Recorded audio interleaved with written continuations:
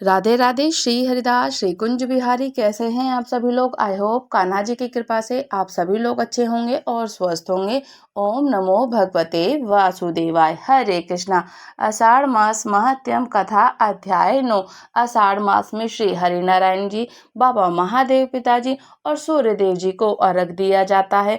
आषाढ़ मास में स्कंद पुराण, शिव पुराण और विष्णु पुराण की अनंत महिमा है। श्रीमद् भागवतम महापुराण की कथाओं को भी श्रवण कर सकते हैं। और अगर आप विष्णु सहस्त्रनाम का पाठ करते हैं तो विष्णु सहस्त्रनाम का पाठ करने से हमें अनंत पुण्य फल की प्राप्ति होती है। आषाढ़ मास में सबसे बड़ा तप और दान का बहुत बड़ा महत्व बताया गया है। आषाढ़ मास में आप मीठे जल से, ठंडे जल से भरे हुए घड़े को दान कर सकते हैं, मीठे जल का दान कर सकते हैं, खड़ाऊ, छाता, चटाई, जूता, चप्पल, वस्त्र इत्यादि अपनी यथाशक्ति के अनुसार, अपनी सामर्थ्य के अनुसार आपसे जो बन पड़े आप उसको दान कीजिए। श्री हरि नारायण का नाम लीजिए और उनको फल, फूल, धूप, दीप, नैवेद्य, ऋतुफल समर्पित करके श्री हरि नारायण का नाम लेकर के आप यजन कीजिए।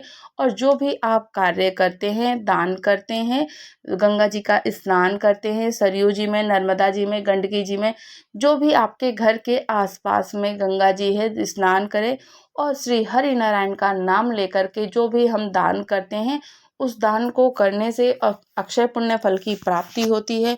और जो भी दान पुण्य किया जाता है, काम श्री हरि नारायण की पूजन चातुर्य मास में अत्यधिक और प्रबल करने के लिए श्री हरि नारायण का नाम लेने से हमें अनंत पुण्य फल की प्राप्ति होती है और अक्षय पुण्य फल की प्राप्ति होती है। चातुर्य मास लग जाता है श्री हरि नारायण जी को। जो ये चातुर्य मास चलता है, चातुर्य मास में देवशयनी एकादशी से लेकर देव उठनी एकादशी तक श्री हरि नारायण का जितना नाम लिया जाता है उतना ही श्री हरि नारायण जी को बहुत प्रसन्नता होती है, बल प्राप्त होता है और उनके भक्त उनको प्रसन्न करने के लिए अनेक प्रकार से उनका पंचाक्षरी, अष्टाक्षरी, द्वादक्षरी, षण्णाक्षरी मंत्रों से उच्चारण करते हैं। अगर आपसे हो सके तो विष्णु सहस्त्रनाम का पाठ करें। नहीं हो सकता है, अगर आप कार्य में व्यस्त हैं तो विष्णु सहस्त्रनाम की जगह आप श्री राम जी का नाम राम राम राम राम ओम नमो नारायण का उच्चारण कर सकते हैं। इससे हमें पुण्य फल की प्राप्ति होती है। और जो भी आषाढ़ मास में श्री हरि नारायण का पूजन किया जाता है उससे ठाकुर जी इतने प्रसन्न होते हैं, अनंत प्रसन्न होते हैं। और आषाढ़ मास में दान की महिमा अनंत महिमा है। आषाढ़ मास में आप जब श्री हरि नारायण का फल, फूल, धूप, दीप, नैवेद्य से उनको पूजन अर्चन करते हैं, भजन करते हैं, उनका नाम स्मरण करते हैं, राम नाम की महिमा गाते हैं, या फिर आप किसी के सामने ठाकुर जी की लीलाओं का बखान करते हैं, श्रवण करते हैं या वाचते हैं, तो उससे भी हमारे पुण्य फल प्राप्त होते हैं। और पुण्य ही हमारे राहगीर का खर्चा होते हैं। जब हम मृत्यु को प्राप्त होते हैं, जाते हैं, श्री हरि नारायण जी का नाम लेते ही जाना चाहिए। और उनका नाम लेने से हमारी जब मोक्ष को प्राप्ति तभी होती है जब उनका नाम लिया जाए, स्मरण किया जाए और हमारे जो पुण्य होते हैं वही हमारे साथ हमारे राहगीर के खर्चा मिलता है। हम किसी को अन्न, वस्त्र दान करेंगे, अगर दान किया जाता है तो वही जाकर हमें ऊपर मिलता है। अगर हमने किसी को सिर्फ धन दिया है तो धन ही मिलेगा, अन्यथा हमें कुछ नहीं मिलेगा। और यथाशक्ति के अनुसार आप जितना हो सके धन न देके आप अन्न का दान करें। अन्न का दान, जल का दान, वस्त्र, छाता, खड़ाऊ, चप्पल, जूते, चटाई या फिर पंखा, जो ऋतुफल आते हैं वो ऋतुफलों को आप दान कीजिए। आषाढ़ मास में श्री हरि नारायण का आप महत्म को श्रवण कीजिए और इससे हमें अनंत अनंत अनंत अक्षय पुण्य फल की प्राप्ति होती है। आषाढ़ मास महात्म्य में श्री विष्णु जी की महिमा और भक्त परवर की पुंडरीक की कथा को श्रवण कीजिएगा। आइए चलते हैं, माता पार्वती जी श्री महादेव पिताजी से क्या पूछती हैं कि विष्णु जी की भक्त की जो महिमा है और पुंडरीक की कथा को मुझे श्रवण कराइए। तब पार्वती जी बोलती हैं कि हे विश्वेश्वर प्रभु भगवान, विष्णु जी का महात्म्य तो अद्भुत अद्भुत है, जिसे सुनकर फिर कभी संसार बंधन नहीं प्राप्त होता है। आप उसका पुनः मुझसे वर्णन कीजिए, मैं सुनने के लिए इच्छुक हूँ। तब महादेव पिताजी कहते हैं, सुंदरी, मैं भगवान विष्णु जी के उत्तम महात्म्य का वर्णन करता हूँ, सुनो। इसे सुनकर मनुष्य पुण्य प्राप्त करता है और अंत में उसे मोक्ष की ही प्राप्ति होती है, इसमें कोई संदेह नहीं है। श्री हरि नारायण का नाम लेना, उनका पूजन करने से ही मोक्ष की प्राप्ति होती है। और जो भी भक्त संसार में सब कुछ छोड़कर मेरी शरणागति में आता है, उसे बैकुंठ की ही प्राप्ति होती है। महाप्रज्ञ देवव्रत जो इंद्र आदि देवताओं के लिए भी दुर्सन है, वह कुरुक्षेत्र की पुण्य भूमि में धन्य योग पारायण हो रहे थे। वह संपूर्ण शास्त्रों के आश्रय थे। उन्होंने अपनी इंद्रियों को वश में कर लिया। उनमें पाप का लेस मास भी कोई अंतर नहीं था और उनके कोई भी अंश नहीं था पाप का। वह सत्य प्रतिज्ञ थे और क्रोध को जीतकर समता में प्रतिष्ठित हो चुके थे। संसार के स्वामी और सबको शरण देने वाले भक्त वत्सल भगवान नारायण में मन, वाणी, शरीर और क्रिया के द्वारा परम निष्ठा को प्राप्त थे। ऐसे शांति चित्त और समस्त गुणों के आश्रयभूत गुरु पितामह भीष्म को पृथ्वी पर मस्तक झुकाकर राजा युधिष्ठिर ने प्रणाम किया। कि इस प्रकार से पूछते हैं कि युधिष्ठिर बोलते हैं, समस्त शास्त्र वेताओं को और श्रेष्ठ धर्म के ज्ञाता पितामह, कोई तो धर्म सबसे श्रेष्ठ बताते हैं और कोई धन को, कोई दान की प्रशंसा करते हैं। कोई कहता है कि धर्म सबसे बड़ा श्रेष्ठ है और कोई ये कहता है कि धन का दान ही सबसे बड़ी प्रशंसा करते हैं, कोई धन का दान ही सबसे बड़ा महत्व है।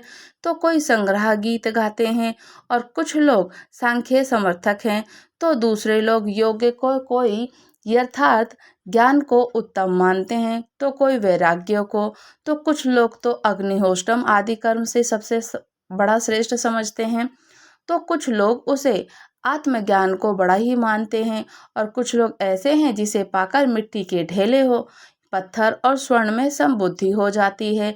और कुछ लोगों की तो मत में मनीषी पुरुषों के द्वारा ही बताए गए हैं यम और नियम सबसे उत्तम है। और कुछ लोग तो ऐसे हैं कि दया को सबसे श्रेष्ठ बताते हैं, तो कुछ लोग तपस्वी, महात्मा, अहिंसा को ही सर्वोत्तम कहते हैं और कुछ मनुष्य सोच साच कर श्रेष्ठ बताते हैं, तो कुछ देवर्चन को बताते हैं और कुछ व्यक्ति तो ऐसे हैं कुछ कि इस विषय में पाप कर्म से मोहित चित्त वाले मानव चक्कर खा जाते हैं और वे कुछ भी निर्णय नहीं ले पाते हैं। इन सब में जो सर्वोत्तम करते हैं, जिसका महत्तम पुरुष भी अनुष्ठान करे, और उसको बताने की आप मुझे कृपया कीजिए। तब भीष्म जी बोलते हैं कि हे धर्मनंदन, सुनो, ये अत्यंत गुण की रस की बात है और ये तो आपने बहुत अच्छा प्रश्न किया है। जो भी संसार बंधन से मोक्ष दिलाने वाला है, ये विषय तुम्हें भली भांति सुनना और जानना भी चाहिए। पुंडरिक नाम के एक परम बुद्धिमान और वेद विद्या से संपन्न ब्राह्मण थे, जो ब्रह्मचार्य आश्रय में निवास किया करते थे और वे सदा गुरुजनों की आज्ञा के अधीन रहा करते। वे जितेंद्रिय, क्रोधजयी, संध्या उपासना में तत्पर, वेद वेदांगों के ज्ञान में निपुण और शास्त्रों की व्याख्या करने में कुशल थे। प्रतिदिन सायंकाल तक प्रातःकाल समाधियों से, कहते हैं कि अग्नि को प्रज्वलित करके उत्तम हविष्य में होम किया करते। जगतपति भगवान विष्णु जी का ध्यान करके विधि पूर्वक उनकी आराधना में लगे रहते। उसके पश्चात तपस्या और स्वाध्याय में तत्पर रहकर साक्षात ब्रह्मा जी के पुत्र की भांति जान पड़ते थे। मानो जल, समीधा और फूल आदि लेकर निरंतर गुरु की पूजा में प्रवृत्त रहते थे। उनके मन में माता पिता के प्रति वह पूर्ण सेवा का भाव था।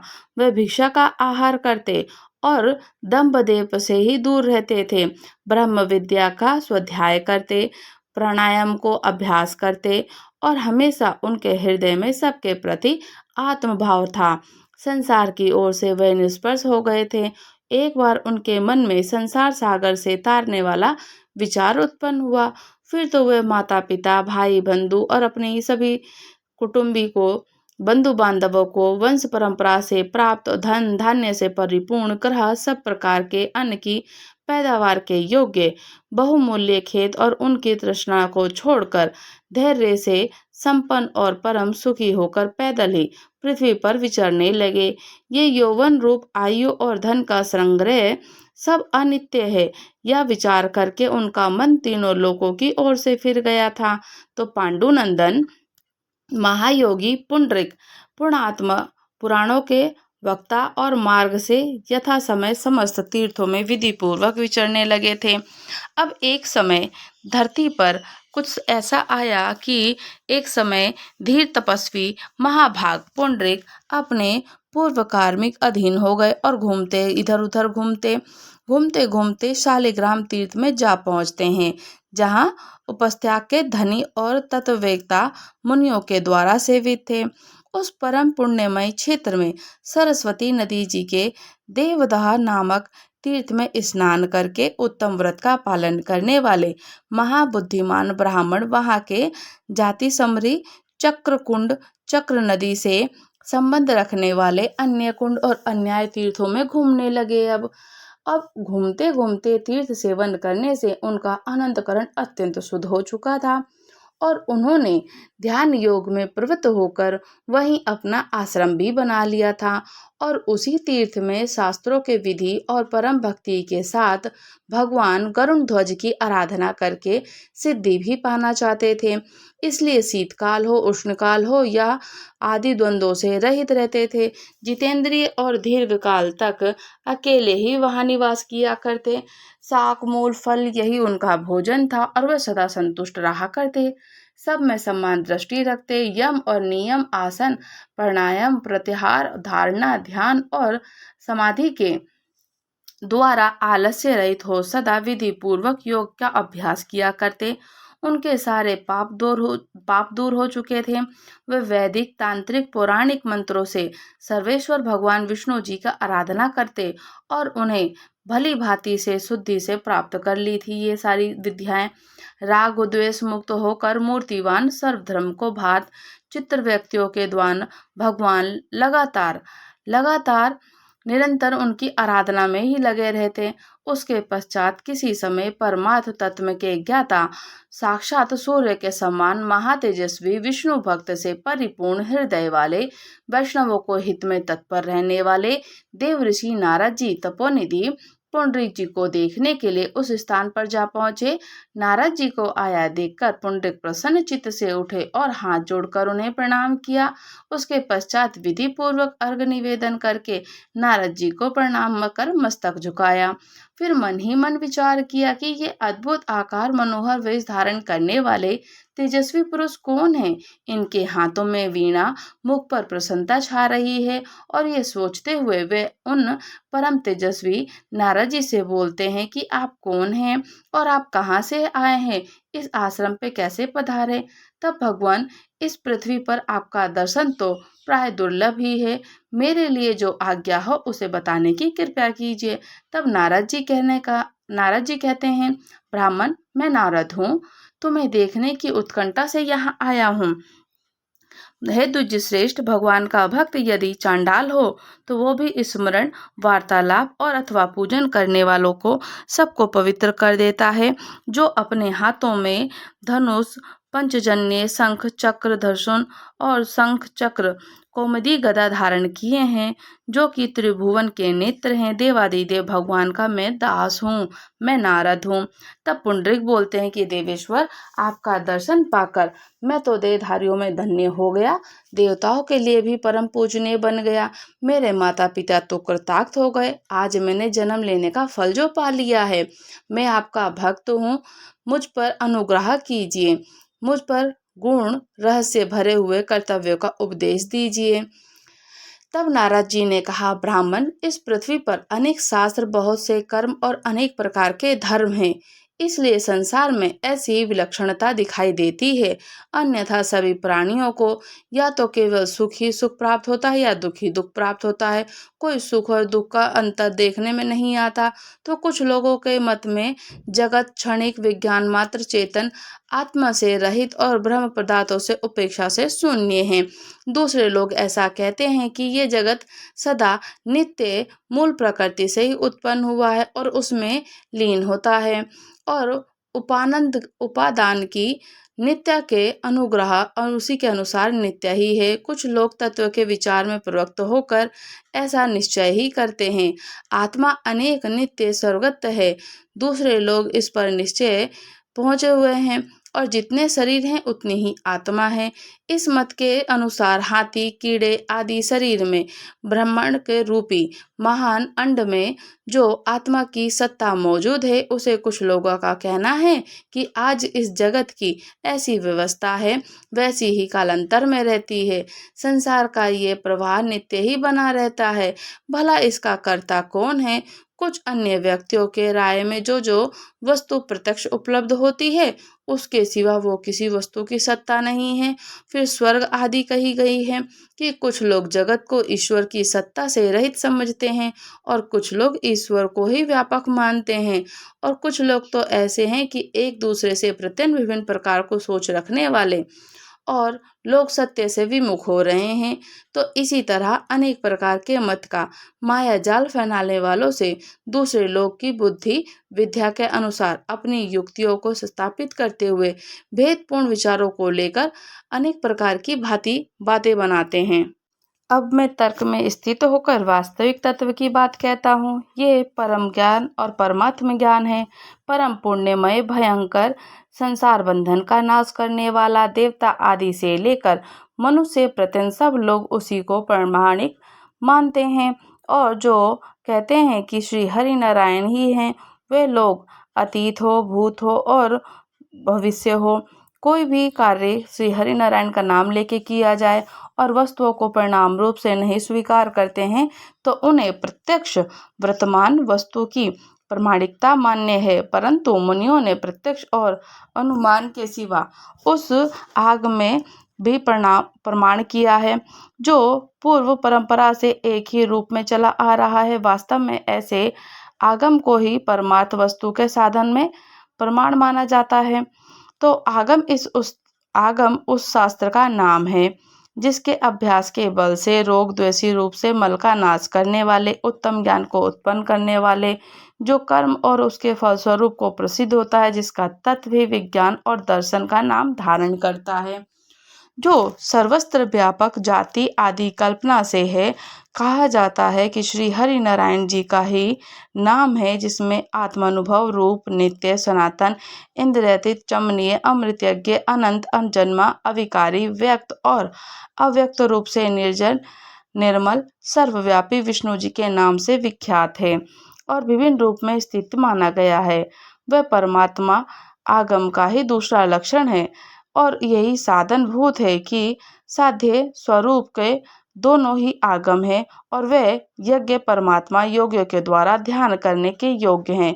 परमार्थ से विमुख मनुष्य के द्वारा उसका ज्ञान होना असंभव है और विभिन्न प्रकार की बुद्धियों से वह भिन्न लक्षण पाता है, आत्मा से भी भिन्न नहीं।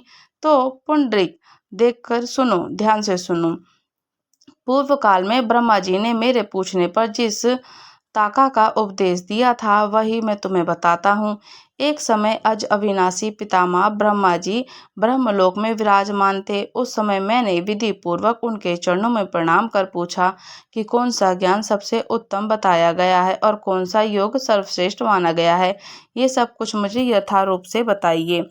तब आषाढ़ मास महत्तम अध्याय 9 समाप्त हुआ। राधे राधे। श्री हरिदास, श्री कुंज बिहारी। अगर आप लोग हमारे चैनल पर नए हैं, चैनल को लाइक शेयर सब्सक्राइब करना बिल्कुल ना भूलें और मुझे कमेंट्स करके ज़रूर बताइएगा कि क्या आप लोगों को कथा कैसी लगी। राधे राधे। श्री हरिदास, श्री कुंज बिहारी।